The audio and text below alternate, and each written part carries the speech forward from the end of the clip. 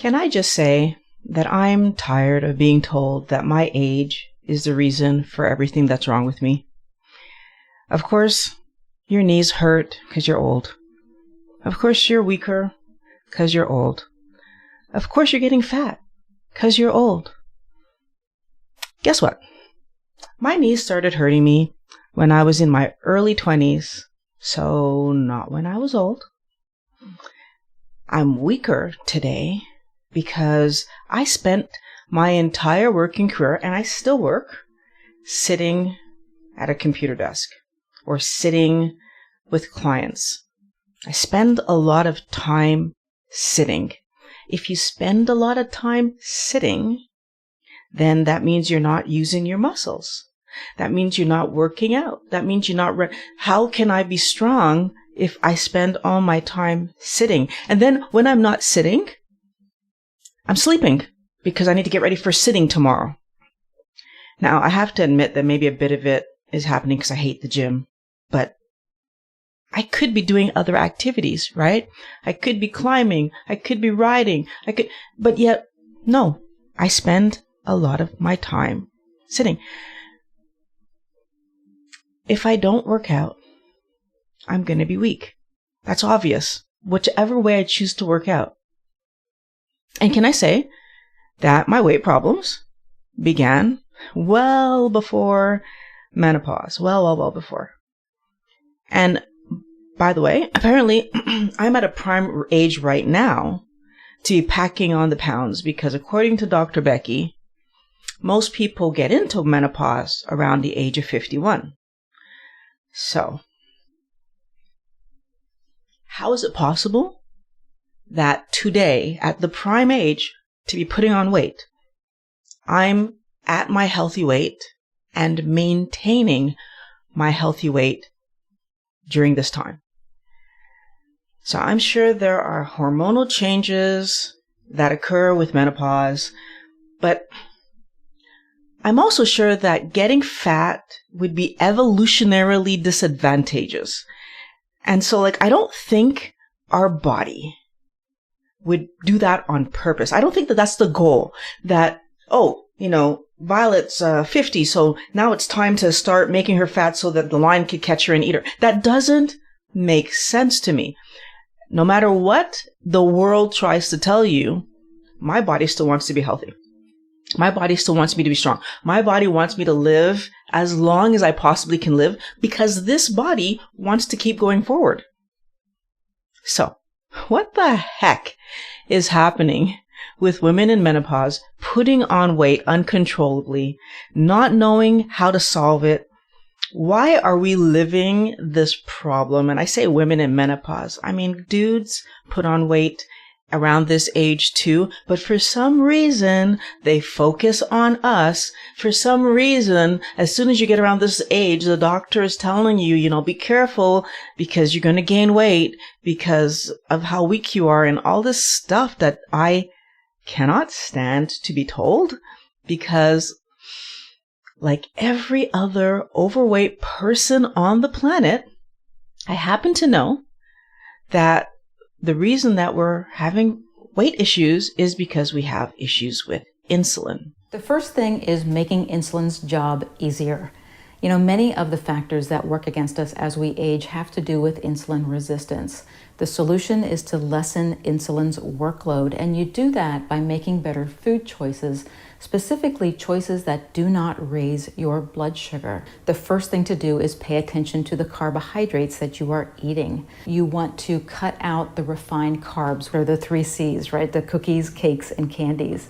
You'll also find that it will help to reduce starchy carbs, which are your grains, potatoes, and corn. You may also find that you do best when you limit fruit. The carbs you want in your diet are the non-starchy vegetables. Dietary fats have the least impact on blood sugar and insulin, and in fact, they stabilize your blood sugar, making it easier for you to control hunger. Oil can also be healthy, but choosing the right one is important because the oil you choose will impact the health of your cell membranes. Good choices are olive oil, avocado oil, and coconut oil.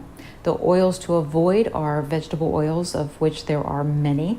including soybean oil, corn, sunflower, and safflower oil. These oils will degrade when exposed to heat, so they are not good for cooking, and they can also promote inflammation inside of your body, which leads to disease as we get older. So apparently, the answer is to eat low carb and to remove inflammatory oils from your diet. That makes sense. If there's something special about menopausal women that causes us to just blow up like balloons, you would think that keto would not be able to act against the nature of aging in that sense, right? Obviously, our body, if it was our body doing it, wouldn't react to keto. But what about, so let me just pause it for a second. In the middle of being menopausal, what she just explained is by eating low carb, so keto diet, carnivore diet, I'm able to maintain my good health, my good weight, and I don't succumb to all the problems that they tell you you're going to succumb to, right? Because of weakness. So if I needed more muscle mass to burn those calories to keep me thin, then eating keto wouldn't help because I still don't have the muscle mass. I've been trying to acquire muscle mass recently, which was well after losing the weight. And I want us to think about that because it goes against this idea that, oh, it's because of your age that all of this is happening. This isn't strictly an age scenario. Now, the other piece of the puzzle is that if it was strictly about, my age causing me to, okay, I'm going on a tangent. Here we go. So what about all the other symptoms that we have, right? Because hot flashes, vaginal dryness and loss of libido, mood changes, sleep problems, dry skin, and thinning hair. What about all these things, right? The loss of breast fullness that we all live at some point when we get into this menopausal state. What about all of this stuff, right? Because again, according to them, so according to doctors, it's just a natural part of aging that I get old and my skin just turns into powder. That's natural and normal. But yet today, it's not my scenario. In my opinion, the weight gain isn't actually the worst thing on the list, right? Like loss of libido, that doesn't sound fun to me. That's not something that I want. Why is this happening? And is there anything at all that we are able to do to change this? During menopause, you have a decreased ovarian function, and the adrenals are supposed to back it up and start making these hormones. And no, it's not normal to have any symptoms when you're going through menopause. So what is the problem? Okay. Here we have a chart of the metabolic pathways through the adrenals and the different hormones that are created by your adrenals. Androgen, estrogen, all of these hormones stem from this one thing, this one raw material. Check it out right here. Cholesterol. 75% of all the cholesterol in your body right now is made by your own cells, not just by the brain cells, by other cells as well. Only 25% comes from the diet. And you might be saying, well, I do eat a lot of fat in my diet. I have my olive oil. I have my avocado oil. I'm consuming my coconut oil. Really? Well, guess what? There is no cholesterol in plants or plant oils or seed oils. Cholesterol only comes from animal products. And I want to emphasize that 80% of the cholesterol that feeds the adrenals is in the form of LDL, that so-called bad cholesterol. And so if we take a broad look at all the symptoms that women go through during menopause, they all relate to a deficiency of sex hormones. And what many women don't realize is the vital importance of just supporting this cholesterol to feed these hormones, to make sure they have the raw material. So where do we get cholesterol? How are we going to get more of that in our diet? Because it seems like it could be complicated, but it's not that complicated. So first of all, we've been running away from cholesterol for so long. I actually had to look it up of where could I find cholesterol. But then when I did take a look, eggs. Simple, easy place to get cholesterol. Shellfish.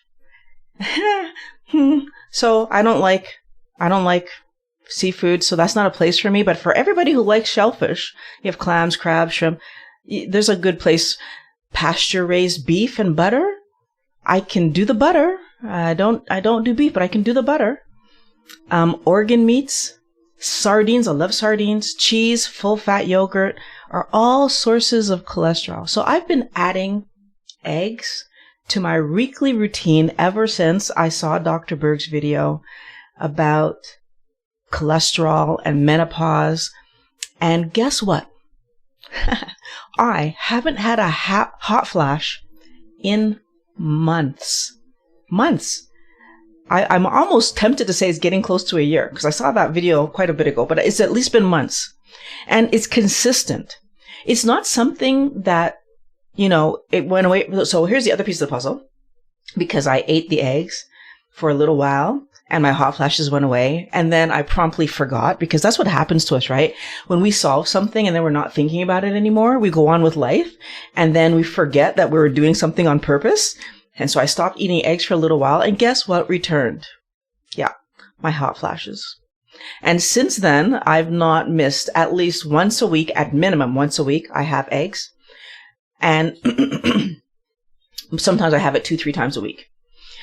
Now, I want to add to this that the other thing that I did do was stop using coconut oil and dramatically decrease the amount of avocado and olive oil that I use. I was cooking with coconut oil. A lot of my frying was in coconut oil. And I was also using avocado oil and olive oil to make mayonnaise. And when I stopped doing that, I still make mayonnaise, but I just don't make it as often. When I stopped doing that, my skin stopped being so dry.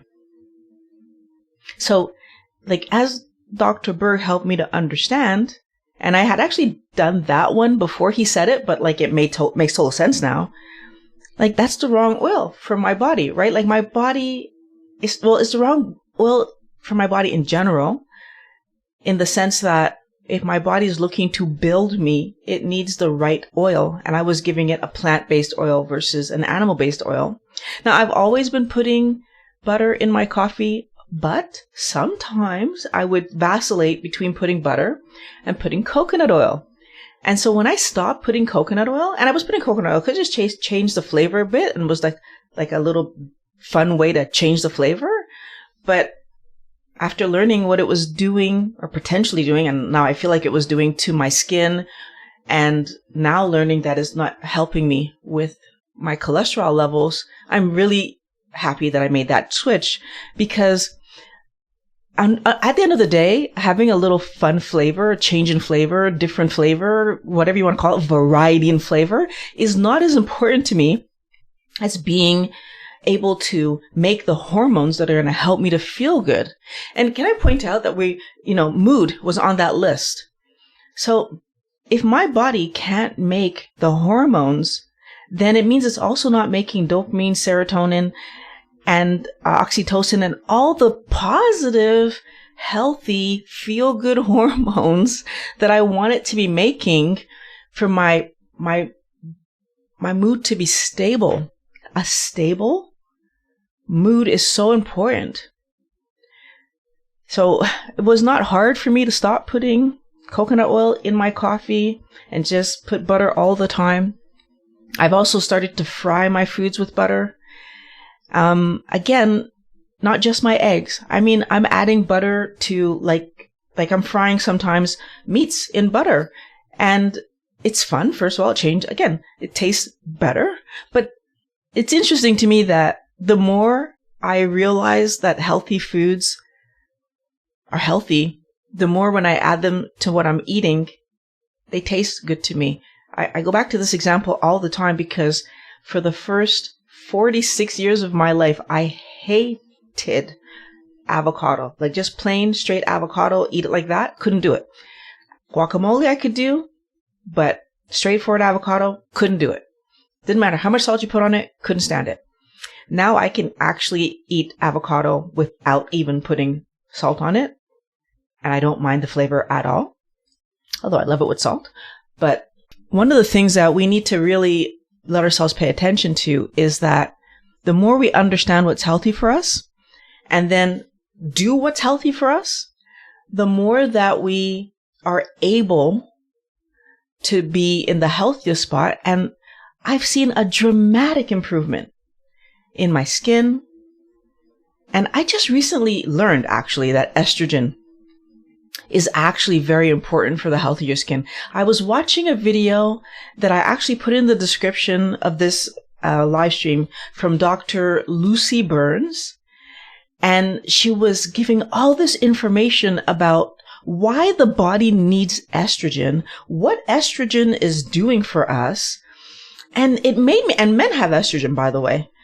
We all have all the hormones, right? And it made me really pause and understand why. I'm so grateful that I found Dr. Berg's video, helped me to understand that I should be making sure that I have what I need in my system to be able to make all the hormones that I need to make. And can I point out, I'm so happy that I was able to do this without hormone replacement therapy.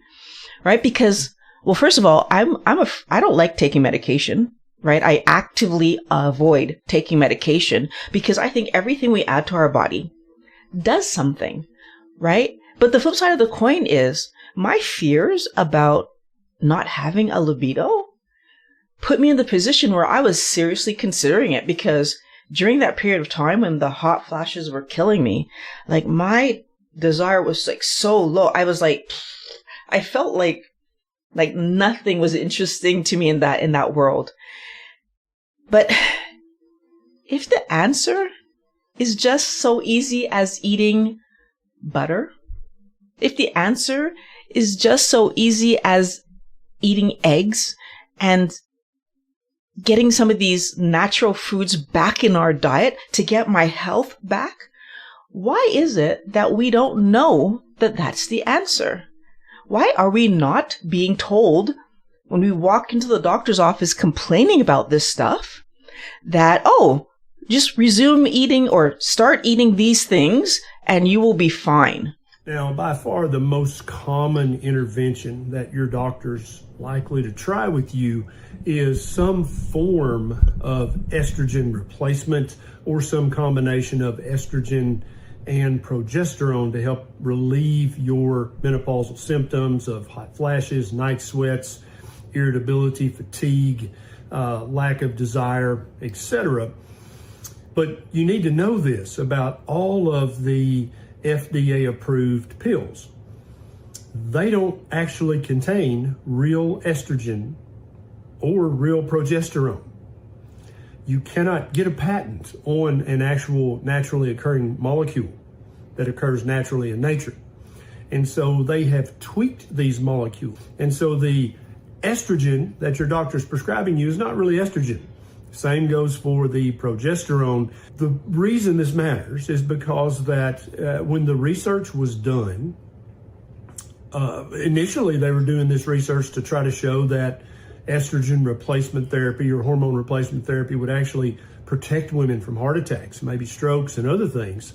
And they actually had to stop the study early because what they found is that the women who were getting the artificial hormone replacement or the estrogen mimicking replacement hormone-like products were actually having more medical problems than the women who were taking the placebo. I have women who reach out to me and say, you know, I started this keto diet or carnivore diet to lose weight, but what I found is that my menopausal symptoms after just a few weeks of eating this way got noticeably better. In some cases, went completely away. We've had multiple reports from women who were perimenopausal and they were missing periods. The period was becoming very irregular.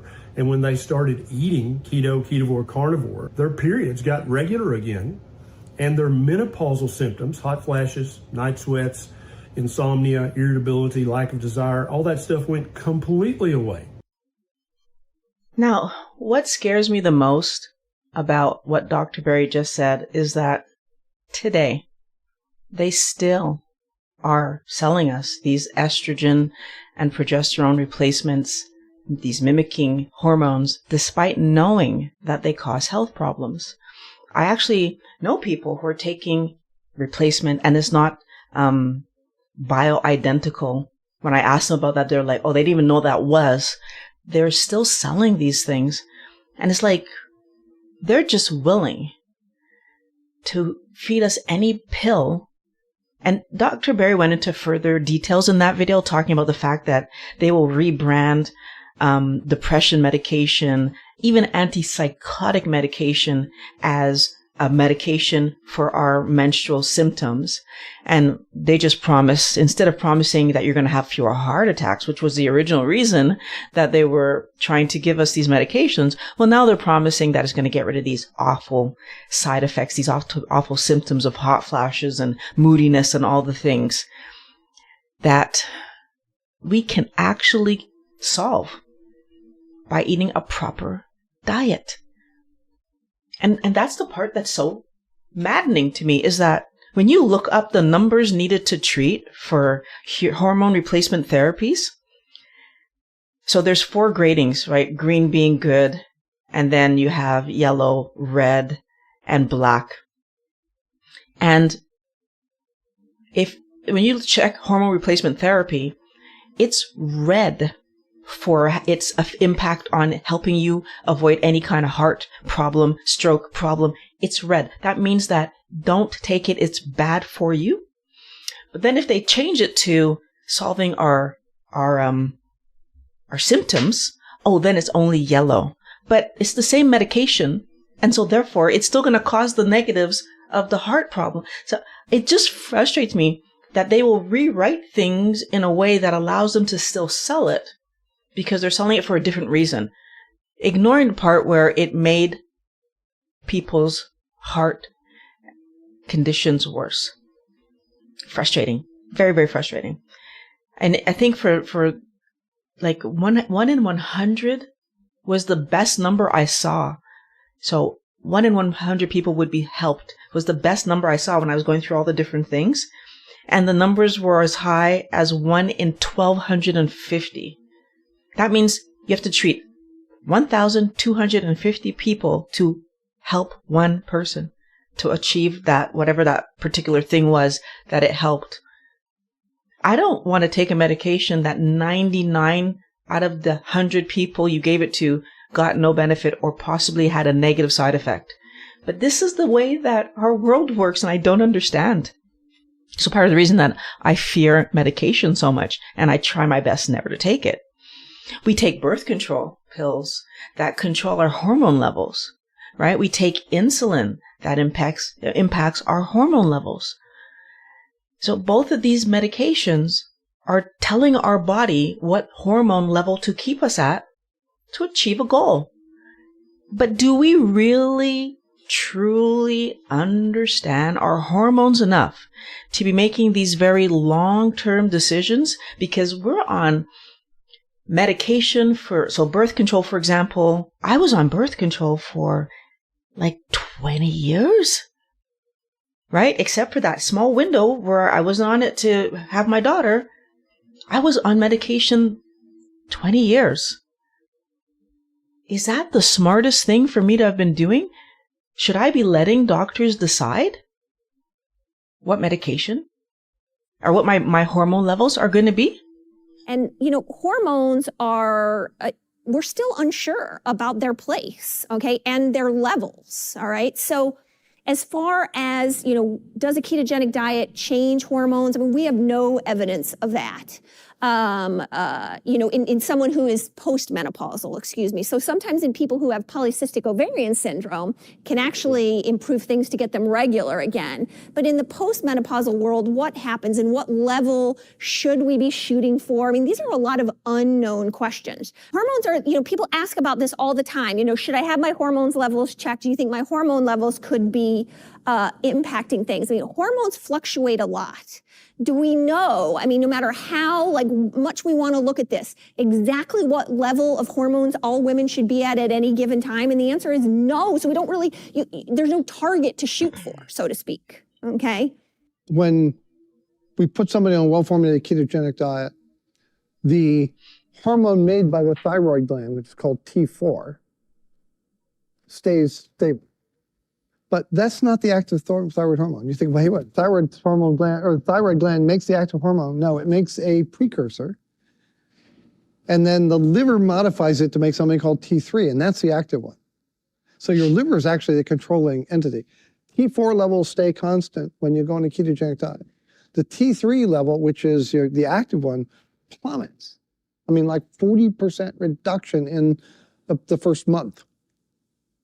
And yet, we don't see any signs of actual hypothyroidism. But on a well-formulated ketogenic diet, your metabolism doesn't go down, but your T3 level goes down. And the answer is, your body becomes more sensitive to the T3 in the same way that your body becomes more sensitive to insulin. We reverse insulin resistance, we reverse type 2 diabetes, and we actually make the body more thyroid hormone sensitive, so your body has to work less to make it. Why don't we know what hormone levels to aim at? Well, it's because every woman's different, right? And so if every woman is different, then we need to focus on each woman individually to know where our hormone levels are. So why does birth control work if every woman is different? Well, because if I force my body into one of the extremes, right? Of course, I'm going to have the result that the doctor's looking for. So let's say, and I have no idea what these numbers are, but let's just say 10 is the max. We'll just go 0 being the least amount of hormone you can have and 10 being the max amount of hormone you can have. If the doctor pushes me to 10, because that's the max that they've ever seen on anyone, will the pill work? Sure, because that's the max. But maybe I would have been fine at 7 or 6. Maybe my body would have worked perfectly fine at those numbers, right?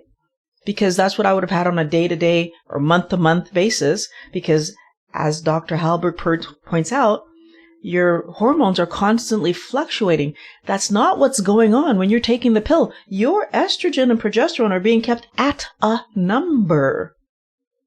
And by keeping them at a number, we're not allowing that natural Now, maybe our body's still going to fight that, and we're going to fluctuate somewhat, but nowhere near what we might have done, and I might not have been at the right number for my body if my body wanted to be at 7 because they pushed me to a 10. Just like the way that low carb,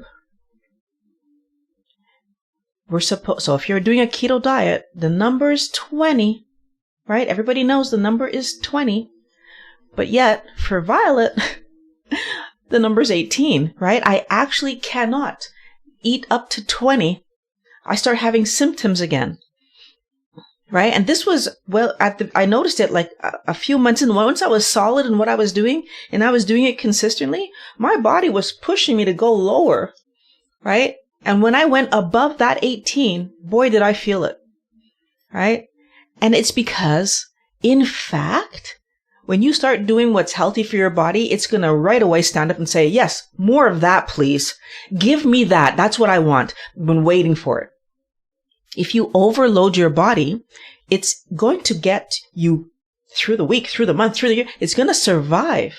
But Wellness Warrior, I always say, are we really just aiming at surviving? Not striving, not thriving, not improving and growing to the best of our ability. We just want to survive. I don't want that. I don't want you to want that. I really don't. I don't want you to want that. I want you to want to thrive. I want you to want the best possible body that you can create for yourself.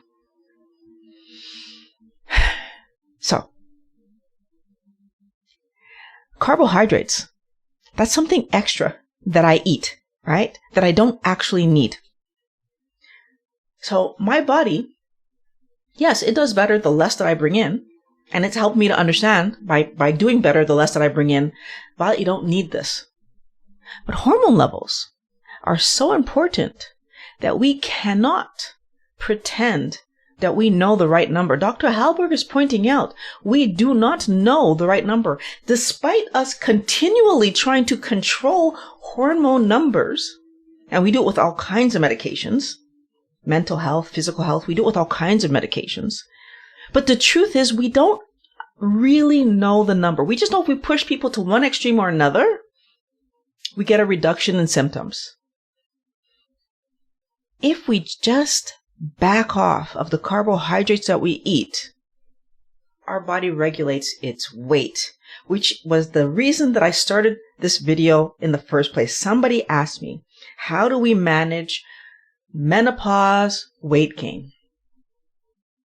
And the truth is, if we back off the carbohydrates that we're eating, then your body knows how much hormone to release and will do it consistently. So, give my body the right food, my body takes care of everything else. And if my body is impacted by how much carb I'm eating, right? Then that means my hormones, because insulin's the first hormone, is impacted by how much carbs I'm eating. My hormones all impact each other. When insulin is high, there are other hormones that are low and high, related to insulin. They're actively reacting to insulin. Why am I focused so much on insulin? Because insulin is the only one that we are beating up by eating carbohydrates every day. That's the one that we actually impact the most, because we keep eating chocolate and cookies and ice cream and candy and garbage, because when we eat healthy veg, we sometimes overdo it because we think, oh, it's healthy veg, so I can eat as much as I want. And yes and no, right? You can eat as much as you want and have the repercussions of having overeaten it. I needed to listen to my body and understand that for some reason, when I passed 18, even though I was eating healthy things, I had a reaction. My joint pain was back. I wasn't feeling good. I had to accept that piece of information. But as soon as I accepted it, what happened? I started eating under 18. My joint pains went away again, back to what it was when I started eating properly.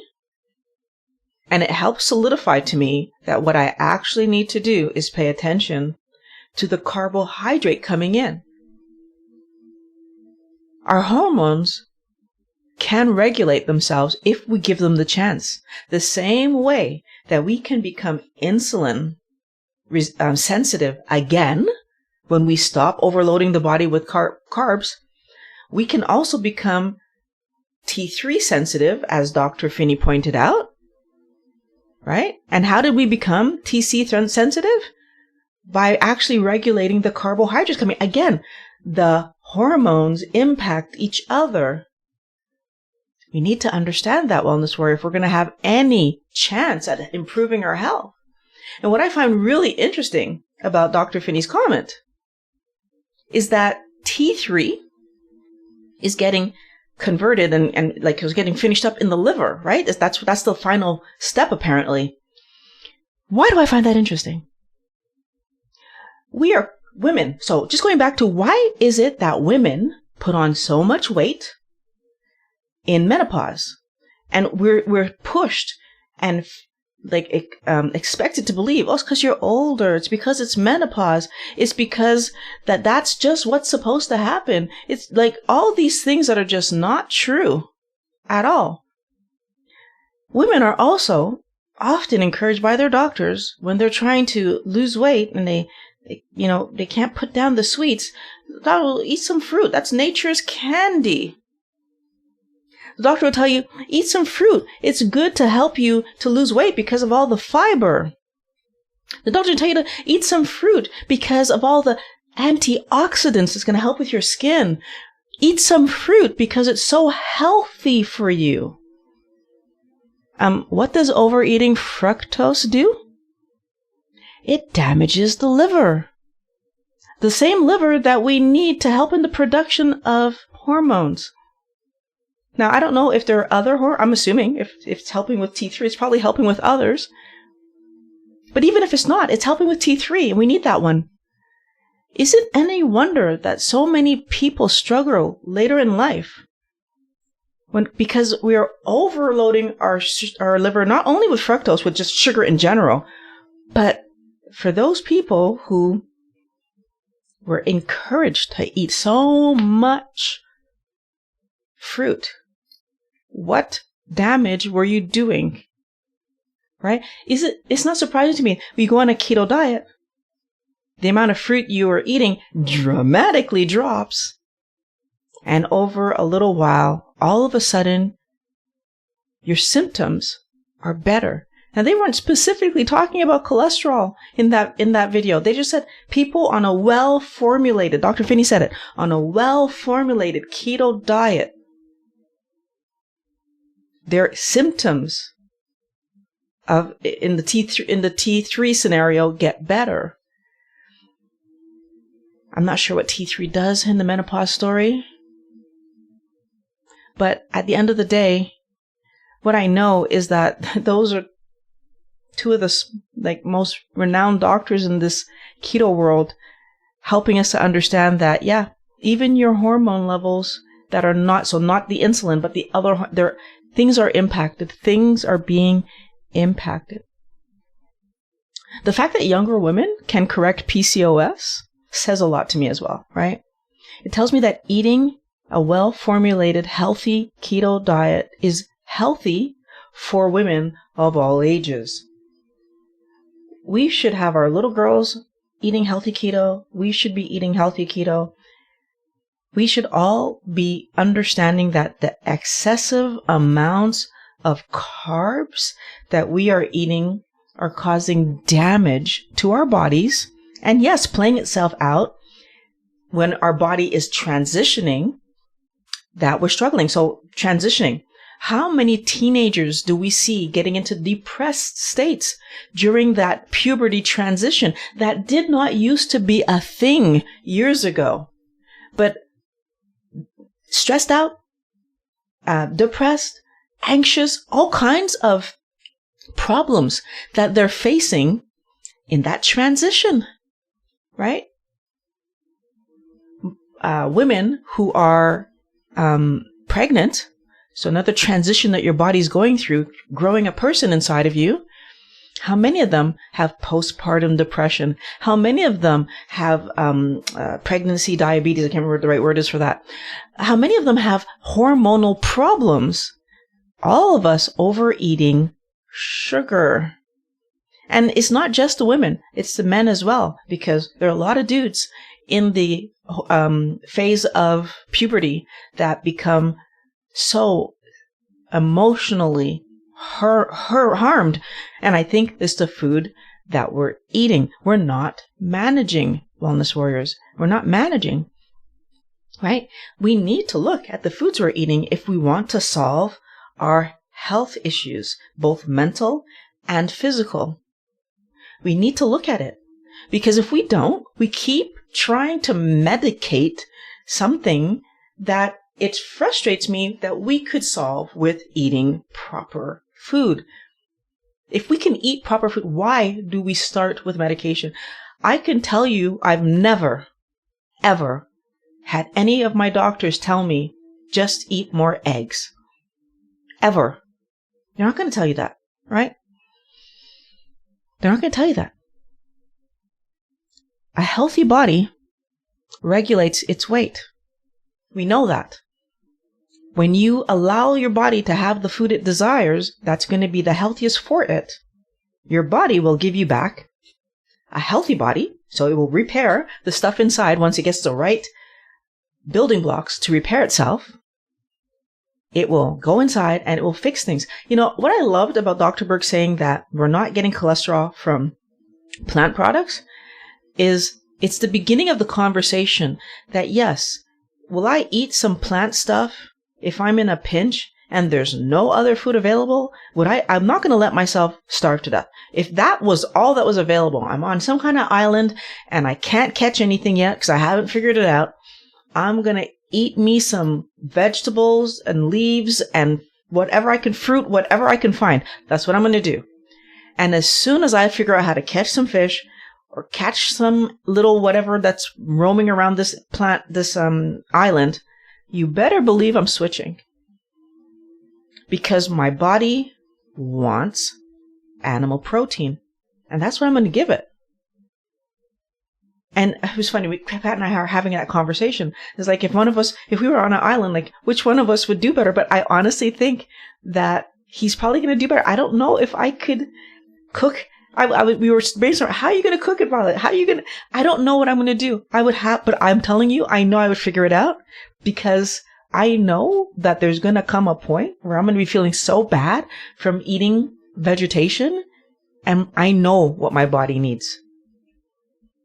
If we focus on eating quality food, our body will use it appropriately to correct the internal issues that we have, that we've been causing by eating garbage. But we've been causing because we keep trying to force our bodies to be healthy when we're feeding it the wrong stuff. That doesn't work on this for you. You can't feed your body garbage and then expect it to give you back a healthy body. But if I feed my body healthy food, quality food, the food that lets it build itself, it gives me back a quality, healthy body in return. And that is the idea that needs to be burned into your brain when you're talking about how you're going to solve the menopause weight gain in general, how you're going to solve inflammation.